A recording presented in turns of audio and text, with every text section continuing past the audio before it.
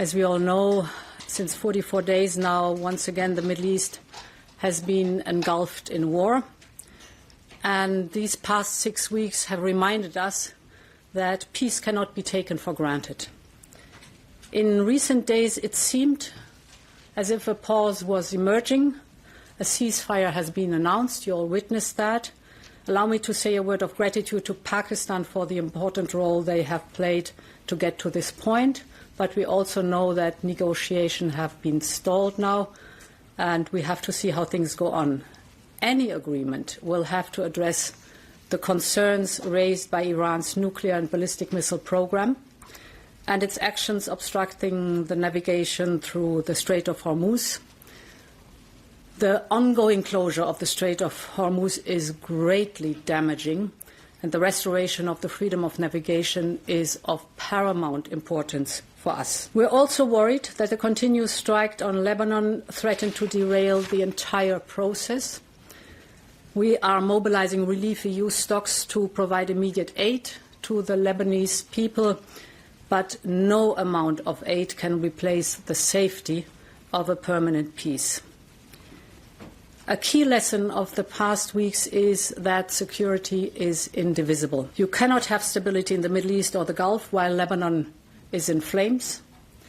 So we call on all parties to respect the sovereignty of Lebanon and to implement a complete cessation of hostilities.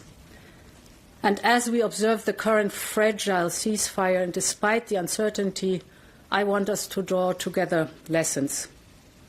This is the main purpose why we had the orientation debate today. We're also looking into EU-wide coordination of member states' gas storage filling to avoid that many member states go to the market at the same time, so they are competing against each other.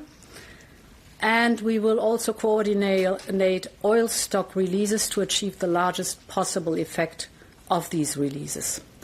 And we will ensure that member states' emergency measures will not impact the single market. As I said, the Strait of Hormuz is essentially closed, and immediately citizens feel the impact. They feel the impact at the gas station, they feel the impact in the supermarket, on the household bills. So what we are seeing in the Middle East is not some distant crisis, but in a world in which everything is connected, the effects are direct and they are immediate. And this is, as I said, the second fossil fuel crisis in just a few years. There's one thing that all these events make clear. We are paying a very high price for our overdependency on fossil fuels.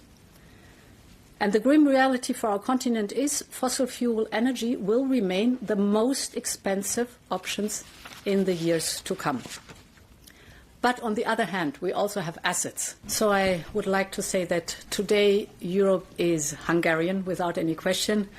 The people of Hungary have spoken and they have reclaimed their European path. It is a victory for fundamental freedoms.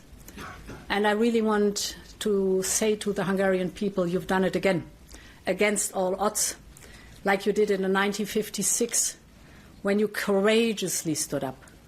Like you did it in 1989, when you were the first to cut the barbed wire that was dividing our continent.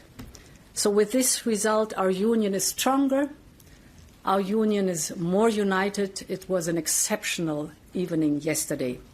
Of course, we will start working with the government as soon as possible on the topics you mentioned and much more to make a swift and overdue progress to the benefit of the Hungarian people. There's much work to be done as Hungary is coming back to the European path. But I think we should also look at the lessons learned inside the European Union.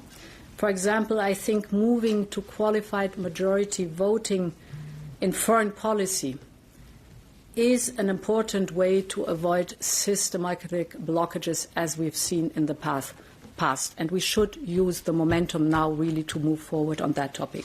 But today, of course, is a day to celebrate.